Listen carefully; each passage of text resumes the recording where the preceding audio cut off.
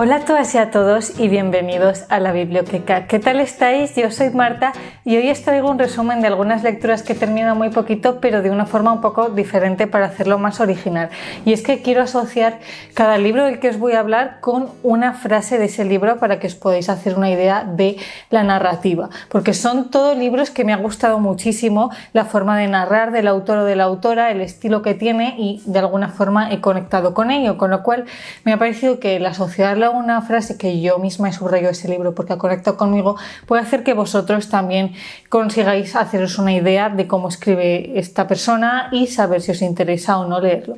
Mirad, sé que hay muchísima gente, sobre todo por aquí por Bookstagram, que subraya los libros una barbaridad y pone posits y no sé qué, no sé cuántos. Yo la verdad que no lo hago no porque no es algo que me guste, sino porque me hace estar dependiendo de eso que necesito para subrayar, ya sea pues el post-it o lo que sea. Entonces es cierto que yo lo que hago es que me gusta de cada libro que leo tener una frase apuntada en el diario de lecturas, que es el que tengo aquí, para luego cuando vaya a hacer un vídeo o lo que sea, tener ahí una frase y también saber yo qué es lo que me gustó del estilo de ese autor. No tiene por qué ser una frase que sea preciosa o que esté súper bien elaborada, sino una frase que represente lo que es el libro para mí. Así que de ahí las he sacado para hacer este vídeo. Yo os digo que son 5 lecturas que he hecho este 2023 y que todas me han gustado bastante, llevo bastante buen año. Antes de empezar os recuerdo que me podéis seguir en mi Instagram, en TikTok, en Goodreads, si os interesa el contenido, suscribiros a este canal, dejadme algún comentario lindo, bueno, todo lo que ya hacéis habitualmente. Del primer libro ya os he hablado porque en Instagram sobre todo os he dado una tabarra increíble, y es que ha ido directo a lo mejor del año sin lugar a dudas, y es La educación física, de Rosario Villajos. Os voy a leer lo primero de la frase. Cruzar el descampado es lo más parecido que viven los personajes de las novelas del oeste y aventuras que leía hace unos años. Solo que John Silver y el pequeño Tim quieren encontrar su tesoro en una isla y Catalina solo quiere llegar a casa a tiempo sin que la violen. O sea, esta frase es muy fuerte, pero todo el libro sí también es muy fuerte.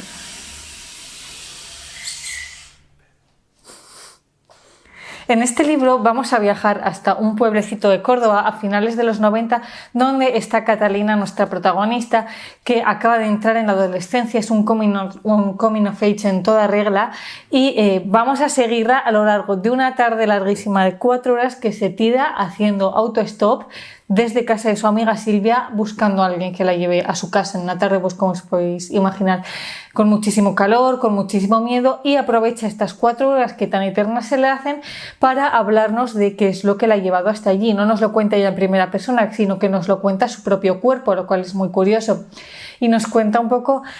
pues cómo se siente ella con su propio cuerpo, con su género, con cómo está pasando una adolescencia que ella no ha pedido ser mujer en ningún momento. Viene de una familia súper tradicional, por eso en parte está haciendo autostop, y nos habla sobre las diferencias que siente en casa con el trato que le dan sus padres a su hermano versus el que le dan a ella. Y os podéis imaginar con esto el tipo de libro que es. Solo os anuncio que es aún más fuerte lo que estoy contando. Tuve la grandísima oportunidad de leer este libro en un club de lectura donde vino la autora a hablar con nosotras, y fue una de las cosas por las que tanto me ha gustado este libro, porque he aprendido muchísimo con la autora. Y bueno, de lo que me quedo sobre todo de este libro es que es muy fuerte cómo pues, nuestra protagonista creció en los 90, en la adolescencia, y yo he crecido en los 2010, 15 en la adolescencia, y he sentido muchas de las cosas que sintió Catalina en su época, lo cual es muy triste y me hizo sentir muy dolida, pero también me hizo sentir comprendida, porque habla de temas que usualmente no hablamos porque es muy tabú, y el escuchar a otra persona contarlo, porque además tiene bastante de autoficción y se nota que la autora sintió en sus carnes o en las de gente de su alrededor muchas de las cosas que cuenta, te hace sentir un poquito comprendida. Escribe divinamente Rosario, y de hecho ha sido premio, no sé cómo se llama, premio corto de Seix Barral de este año, no sé cómo se llama, de la novela corta, y desde luego que yo os vais a seguir oyéndome hablar de este libro bastante tiempo, sobre todo por el ambiente tan opresivo que tienes, que mira, me fascinó. El segundo del que os quiero hablar es todo lo que sé sobre el amor de Dolly Alderton, que está por aquí porque os lo enseñé en el book haul de la semana pasada, y voy con la frase para que os hagáis a la idea. Cuando busques el amor y parezca que nunca vayas a encontrarlo, recuerda que seguramente tienes acceso a una abundancia de amor. Simplemente no es del romántico. Puede que no te besen bajo la lluvia o te propongan matrimonio, pero te escucharán, te inspirarán y te ayudarán a recuperarte. Esta frase no me pareció especialmente bonita, pero sí que me parece que representa bien lo que Dolly nos quiere contar en este libro. Porque es una especie de memorias de la propia Dolly de sus primeros 30 años de vida, donde nos cuenta, como dice el título, todo lo que ha aprendido en este tiempo. Se centra en todas sus etapas vitales, tanto nos cuenta la infancia, que es quizás la parte más divertida, la adolescencia y la universidad, que es la parte más loca, que yo ahí estaba chillando, os lo prometo, porque cuenta unas cosas que son increíblemente fuertes, con un desparpajo, con un sentido del humor, a la vez que realmente nos está contando que es un drama y que es su propia vida, y que se haya atrevido a contar esto y la forma en que lo ha hecho, intentando que podamos comprenderla también a la vez que nos reímos con lo que le ha pasado y deseamos que no nos pase a ninguna de nosotras. Y luego tiene una tercera parte donde ya la protagonista es más madura y donde se centra más en lo que ha aprendido ella sobre el amor, pero no se centra en el amor romántico como dice aquí el libro, sino que habla sobre todo del amor de la amistad, del amor a tus amigos, a la familia que eliges, y me gustó muchísimo cómo transmite el amor hacia su mejor amiga, hacia la gente que la ha cuidado todos estos años. Y no considero que sea un libro que esté especialmente bien escrito, pero sí que es cierto que te lo cuenta un poco como si fueses una amiga o como si fuese un diario, y creo que eso te puede hacer conectar bastante bien con la autora, sobre todo si tienes esa misma edad, unos 30 años. Es un poco rollo Bridget Jones, que ya estuvo muy de moda en su época, solo que llevado a la actualidad, y también habla pues de muchísimos temas polémicos, al igual que hizo Bridget Jones, pero de la actualidad, como por ejemplo pues habla muchísimo de la gordofobia, de los trastornos alimenticios, del ansia por encontrar el amor romántico y el matrimonio, de lo frustrado que te sientes cuando tienes cierta edad y no has encontrado un equilibrio, de las cosas que puedes hacer en la juventud que tienes que dejar de hacer adulto y al revés. Bueno, me pareció un libro bastante completo. Es cierto que no es un libro que te va a cambiar la vida, porque muchas son cosas que quizás ya sabemos, y si no las sabemos las vamos a aprender sí o sí a lo largo de la vida, pero pues te entretiene y quizás te haga darte cuenta de algunas cosas que sabemos en el subconsciente pero que no has llegado a sacar al consciente y, valga la redundancia, ser más consciente de ellas. Voy con el tercer libro, que también os hablé un poquito de él en un blog que subí hace un par de semanas, que os voy a dejar por aquí, y es Las tres bodas de Manolita. Nos dice aquí: sin embargo, con el tiempo comprendí que la alegría era un arma superior al odio, las sonrisas más útiles y más feroces que los gestos de rabia y desaliento. Almudena Grandes no solo escribe divinamente, es de mis autoras favoritas, escribía y ya me he ido el hilo, en fin, sino que además este tema me pareció súper interesante y creo que también refleja muy bien todo lo que hay detrás de este libro, porque aquí vamos a aprender sobre todo sobre las juventudes comunistas en el franquismo, cómo seguían haciendo reuniones clandestinas, etcétera, etcétera. Al principio del libro seguimos a Antonio, que pertenece a la UJC, o como se dijesen las siglas, y al principio del libro necesitan a una persona que aprenda a arreglar unas multicopistas, de verdad, hoy estoy poco inspirada, para que puedan imprimir unas octavillas. Y el caso es que nos presenta a Manolita, su hermana, que no tiene ni puñetera idea de política ni le interesa, pero la meten ahí a obligarla a ir a la cárcel de Porlier, donde hay una persona que le puede ayudar a traducir a arreglar estas multicopistas. El problema es que para poder ir a esta cárcel de Porlier necesita fingir que se va a casar con él, porque es la única forma de acceder a esta cárcel. Esta es una de las cosas que he aprendido con este libro, que no tenía ni idea y me ha interesado muchísimo, y es que en la cárcel de Porlier hubo un cura donde tú le sobornabas, no sé si eran con pastas o con qué era, y a cambio te dejaba organizar una boda falsa con padrinos, que de hecho te podías casar 80.000 veces las que tú quisieras mientras tuvieras el dinero y el tiempo para hacer toda la cola, y te casabas con esa persona ficticiamente a través de sobornos. Nos habla de eso, de las juventudes comunistas,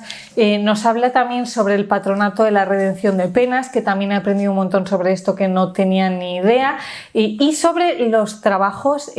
forzados a niños en la escuela de Zabalbide en Bilbao por una institución de monjas que tampoco tenía ni idea.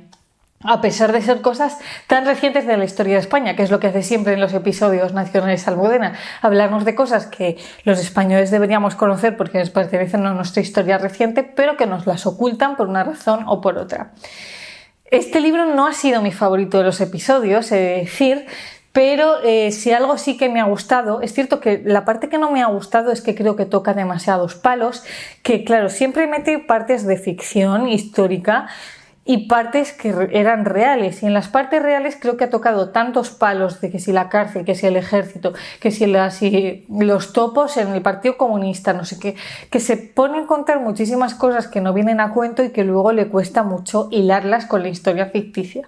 Pero lo que más me ha gustado con muchísima diferencia son los dos protagonistas, la pareja que hacen ha pasado a ser de mis parejas favoritas de la historia de la literatura, son súper tiernos, solo quieres que le vayan bien las cosas, y también me encantó que ya claro llevo más libros de episodios nacionales leídos y pude ver más cameos de los otros libros, capté 2 y la verdad que me encantaron, me encantó poder reencontrarme con otros protagonistas de otros libros de Almudena Grandes aunque fuese solo unas paginitas muy cortas. Voy con el siguiente. Deje su mensaje después de la señal y la frase es: decir en voz alta lo que llevaba tantos años guardando me ha curado. No ha curado el cáncer, pero me ha curado a mí por dentro. Esta frase realmente no es tan bonita tampoco, pero yo cuando la leí en este libro me eché a llorar como una magdalena, y es que este libro es uno de estos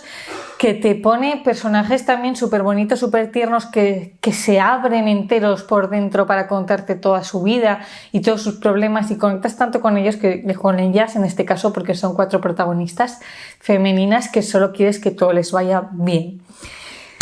Vamos a seguir a 4 mujeres, por eso se llama así el libro, porque no se atreven a contar la situación a la que están pasando a una persona cara a cara, con lo cual lo hacen a través del contestador del teléfono, que suena algo súper antiguo, pero así es. Son 4 chicas, la primera es Marina, que es una abogada que está en trámites de divorcio y pues se decide a hablar con su ex por teléfono a través de mensajes. La segunda es Carmela, que es esta mujer que decía aquí esta frase, que está enferma, su hijo está en otro país y como no quiere hacerle volver, le empieza a mandar mensajes del contestador contándole qué es lo que le está pasando, y claro, el hijo no los va a oír hasta que no vuelva. La tercera es Sara, que habla con su psicólogo porque no se atreve a ir presencialmente a la consulta, y la cuarta es Valeria, que es una prostituta que habla con su padre también sobre lo decrépita que es esta profesión. Os he desentramado un poco todo el libro, lo que pasa es que creo que es algo que se te presenta muy al principio y que realmente tú lo que tienes que hacer con este libro es conectar con los personajes y seguir su evolución. Y además es precioso porque al principio del libro tú te encuentras con que aparentemente van a ser 4 historias totalmente distintas, pero justo cuando ya se está acabando la historia se empiezan a hilar, y el ver cómo van encontrándose unos personajes con otros a mí me hizo muchísima ilusión. Acabé este libro muy ilusionada, la verdad, de que se hubiesen cruzado todas en algún momento, de que todo realmente tuviese algún sentido, era algo que no me esperaba para nada. Y también creo que es un libro muy atrapante porque cada personaje va contando un capítulo y luego va pasando al siguiente, van siempre así en línea. Y son capítulos tan cortitos que te quedan como ganas de más y te tienes que tragar a las otras 3 para volver otra vez al primero. Entonces como que es muy difícil parar cuando lo estás leyendo. Además yo este libro lo leí en audiolibro en eBiblio y el libro está ambientado en Galicia y la narradora ponía acento gallego a unas más y a otras menos, y la verdad que eso me encantó y me hizo meterme muchísimo en la historia. El último libro del que os quiero hablar es Eimat, Lejos de mi hogar. Para que os pongáis en contexto antes de leer la frase, vamos a hablar sobre nazismo en primera persona.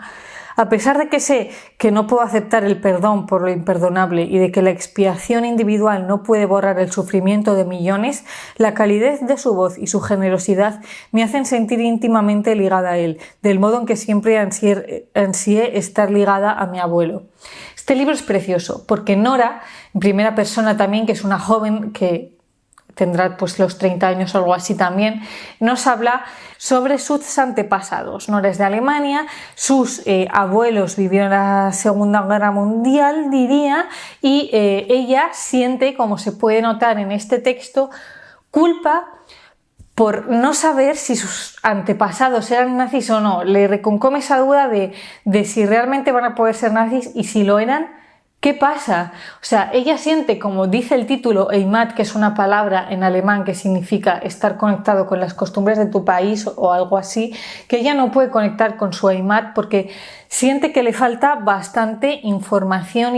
sobre las costumbres del país, porque a raíz del nazismo hubo muchas cosas de las que se prohibió hablar, otras anteriores que desaparecieron, y siente que quiere reconciliarse con su país rebuscando en la historia de su familia para poder perdonarse a sí misma por algo que realmente no ha cometido, sino que han cometido sus antepasados, pero al haber emigrado ella desde Alemania,